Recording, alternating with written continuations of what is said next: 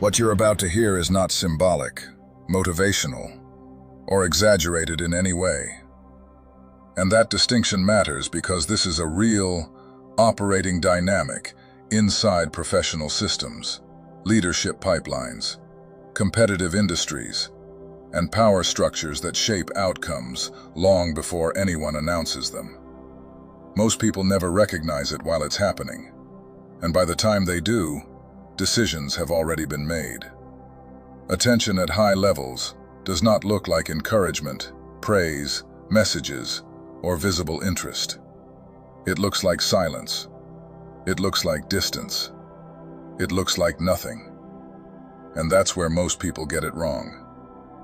They assume that if no one is responding, nothing is happening, when in reality, silence is often the phase where evaluation is most active. High-status individuals rarely approach people they're interested in directly, because visibility changes behavior. The moment someone knows they're being watched, they perform instead of revealing who they actually are. So observation stays quiet on purpose. Behavior is tracked over time, not moments. Patterns are noted. How you make decisions when no one is guiding you. How you regulate emotions when feedback disappears. How consistent you are when there is no reward, no validation, no supervision. Research in organizational psychology shows that reliability and self-regulation are not judged during peak performance, but during low feedback periods. Because how someone behaves when nothing is at stake reveals far more than how they perform when attention is guaranteed. This is why opportunities rarely arrive directly, why responsibility often increases before recognition, and why pressure tends to rise just before access does. Small signals matter more than people realize. Restraint, timing, follow-through, emotional steadiness. Because these are interpreted as indicators of readiness and status. These are not opinions or theories. They are observable patterns across corporate leadership, elite training environments, intelligence agencies, investment circles, and high-trust roles where error is expensive. And once observation begins, your margin for error quietly changes. Not dramatically, not theatrically, but steadily. Most people imagine attention as something loud, applause, invitations, praise. But real power doesn't behave that way. Loud attention contaminates data. Quiet attention preserves truth. That's why many people are shocked when opportunity seems to arrive suddenly. It wasn't sudden. It was delayed visibility. Tracking isn't personal, and it isn't admiration. It's risk assessment. High-level environments don't ask whether someone is impressive. They ask whether someone is safe to rely on. Skill can be trained. Character is costly to repair. That's why behavior outweighs potential every time. Investors watch founders long before funding. Military and intelligence roles evaluate emotional stability before competence. Corporate boards observe how leaders handle ambiguity, not rehearsed success. Every reaction becomes data. Every inconsistency is remembered, not maliciously, but functionally. Understanding this removes emotional distortion. Silence doesn't mean disinterest.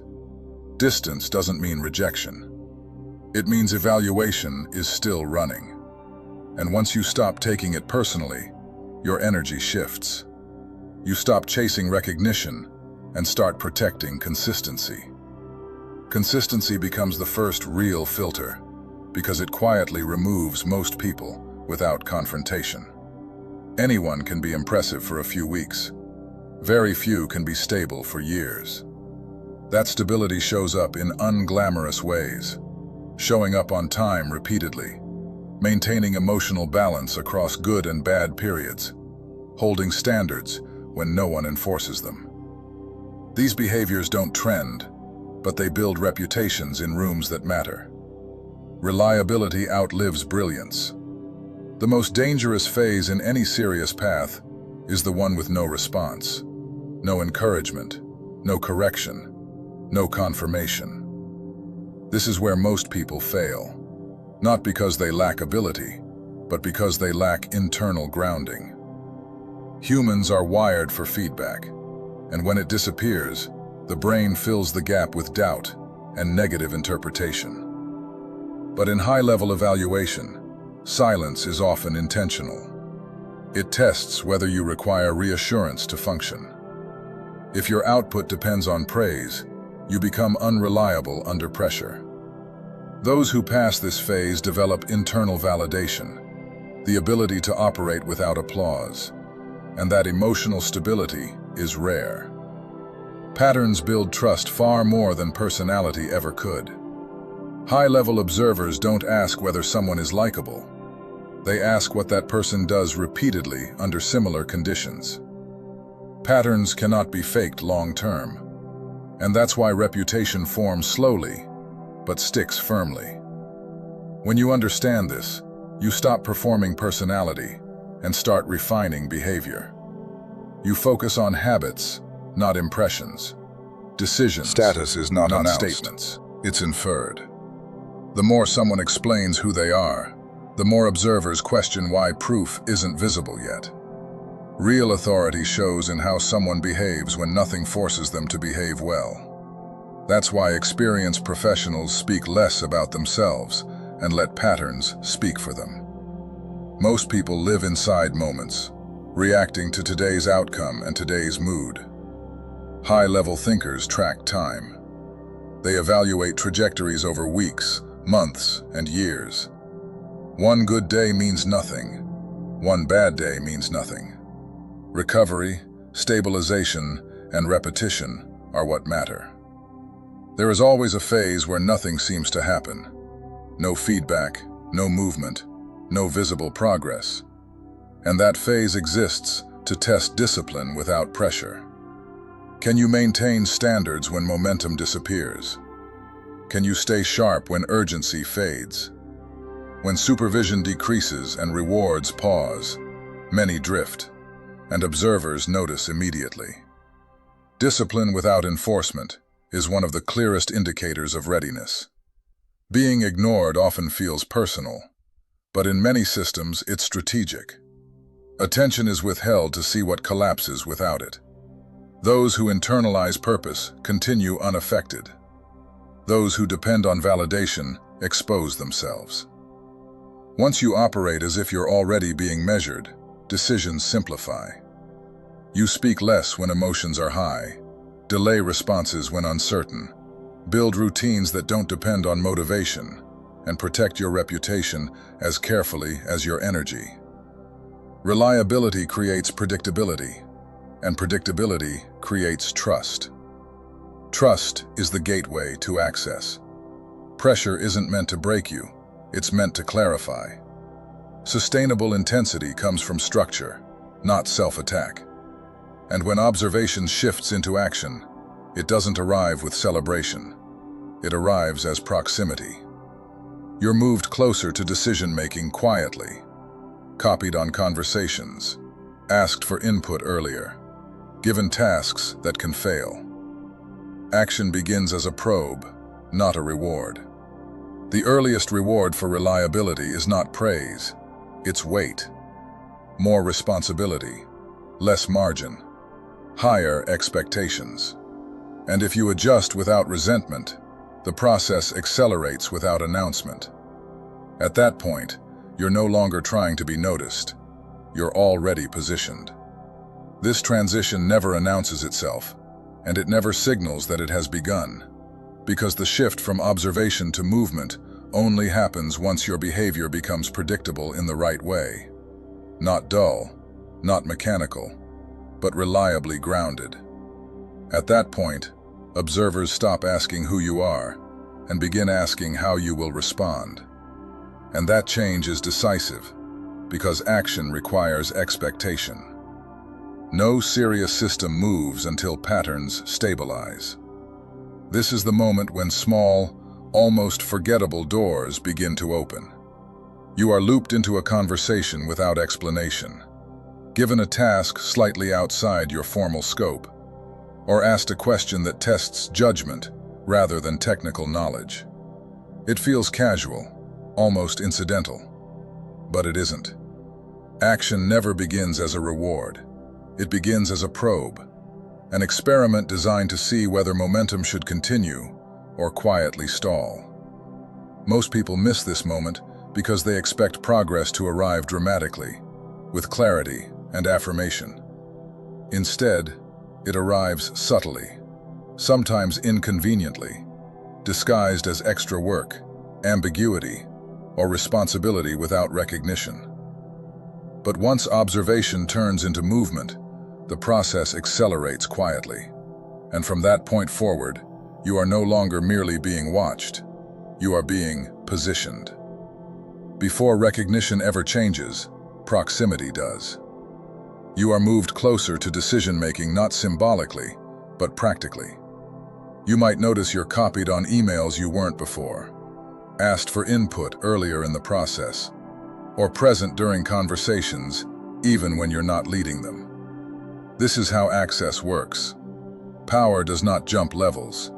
It moves people closer and watches how they behave in the vicinity. Do you listen or perform? Do you absorb context or rush to speak? Do you understand what matters or only what sounds impressive? Proximity without recognition is uncomfortable because ego wants acknowledgement.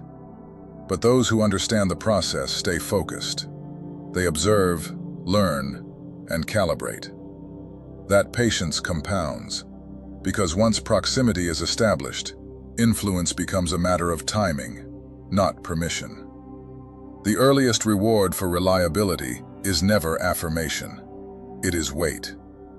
More problems, more responsibility, tighter margins. This surprises people who expect validation first, but praise creates complacency, while pressure reveals capacity. Systems increase load before offering status to confirm that you can carry strain without collapsing. Deadlines tighten, stakes rise, and support quietly decreases, not as punishment, but as confirmation that you are seen as capable. Those who react with resentment fail here.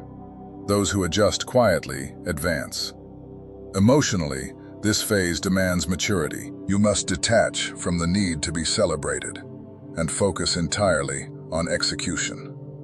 When you do, confidence stops depending on external signals and becomes internal, grounded in evidence rather than approval. One of the clearest signs of progression is an environmental shift. Different rooms, different conversations, different expectations, often without explanation. This is not secrecy, it is efficiency. Systems do not narrate transitions, they enact them. You may notice fewer peers around you, that certain behaviors are no longer tolerated, or that you are expected to understand context without being briefed. These changes feel abrupt only if you measure progress through titles instead of conditions. What is actually happening is simple.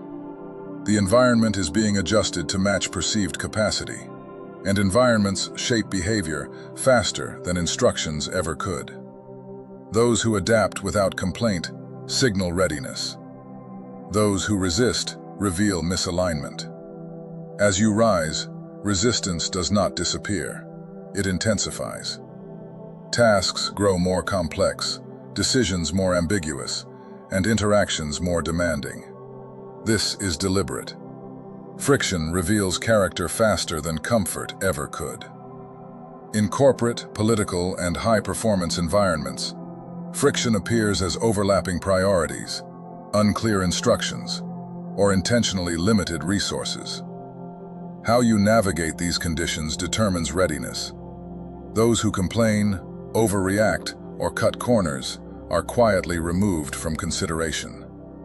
Those who adapt methodically move forward without fanfare. Emotionally, friction can feel unfair, but once you internalize its purpose, it becomes a compass. Every obstacle turns into a signal rather than a barrier. and handling friction gracefully builds invisible trust faster than any verbal assurance ever could.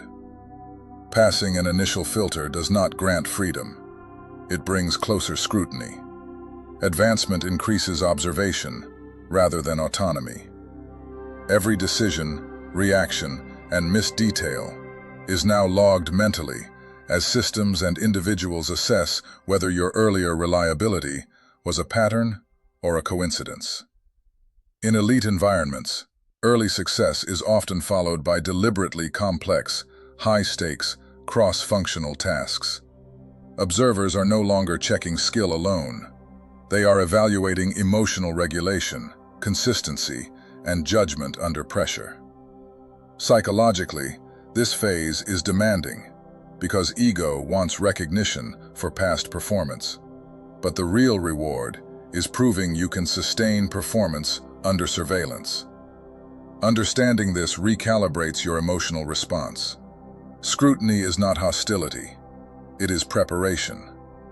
Advancement is rarely about addition. It is about subtraction. As responsibility consolidates, others are quietly moved aside or reassigned. The system does not announce these shifts. It simply creates space for those demonstrating readiness. This happens constantly. A startup founder may slowly replace underperforming managers with those who remain steady under pressure. A research lab may reassign critical projects to individuals with proven reliability. These changes feel invisible until you realize the room has changed around you. Emotionally, this can be disorienting. But when you see it as structural adjustment rather than personal judgment, it becomes clear that trust is being extended without explanation. Complete clarity is almost never granted early. High-stakes systems deliberately withhold full information to see how individuals operate under uncertainty. Do you make responsible assumptions, seek context intelligently, or panic and overreach? Incomplete information is a filter, not a punishment. Investors often provide limited data to observe risk analysis. Military operations brief partial intelligence to evaluate judgment. Corporate leaders reveal fragments of strategy to see who can synthesize effectively.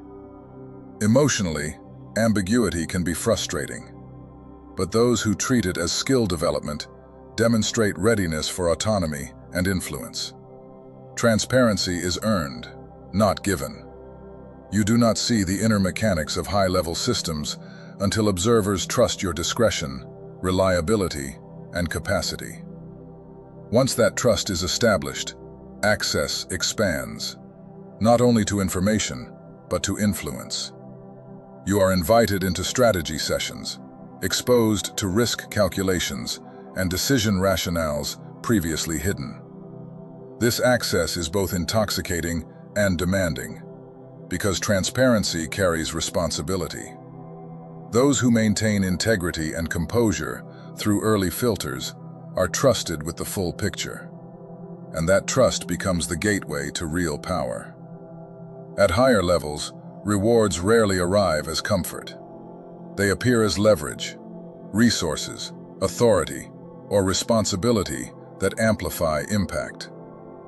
Stock options tied to long-term outcomes, prestigious projects paired with relentless expectations, or influence without praise are common examples. Gratification shifts from what you receive to what you can shape. Progress also isolates before it elevates. As responsibility grows, social reinforcement shrinks. Fewer peers, fewer casual conversations, more solitude. This is structural, not personal. Leadership compresses social circles while expanding influence. The isolation spike is not rejection, it is filtration. Those who perform alone under pressure are prepared for leadership. As stakes rise, tolerance for error shrinks. Early missteps are forgiven. Later ones ripple outward. Observers care less about perfection than recovery. Eventually, oversight fades, and autonomy becomes the final test. How you self-regulate without supervision determines whether trust was justified. And when that phase is past, something profound happens. You stop being evaluated and start evaluating. You move from being positioned to positioning others. Admiration becomes silent, expressed through imitation, private consultation, and unspoken respect. Progress, influence, and recognition rarely arrive loudly. They unfold quietly through discipline, restraint, and judgment. When the watching stops, it is not because you are irrelevant, but because you have internalized the standards. The system no longer needs to observe. You have become part of its architecture. And once you understand this, something subtle but permanent changes in how you move through the world. You stop interpreting silence as failure and distance as dismissal. You begin to recognize that the absence of feedback is not a void, but a test of internal structure. You realize that many systems are not designed to encourage you forward, but to see whether you will keep going without encouragement at all. This understanding removes desperation from your actions. You no longer chase clarity, reassurance, or affirmation, because you recognize that the need for those things is itself data being observed. Instead, you operate as though your decisions are already being logged, your consistency already being noted, your restraint already being measured. This creates a quiet confidence that doesn't announce itself and doesn't seek validation. You become deliberate with your words, slower with your reactions, and more disciplined with your routines, because you know that emotional volatility is costly and predictability is valuable. You stop reacting to short-term fluctuations and start thinking in trajectories. You understand that real advancement is rarely about proving brilliance, and almost always about demonstrating reliability under conditions where nothing is guaranteed. You accept that pressure is not a sign of being targeted, but a signal that your capacity is being tested for expansion. And in that acceptance, you gain an edge most people never develop: the ability to remain stable when nothing externally confirms that you should.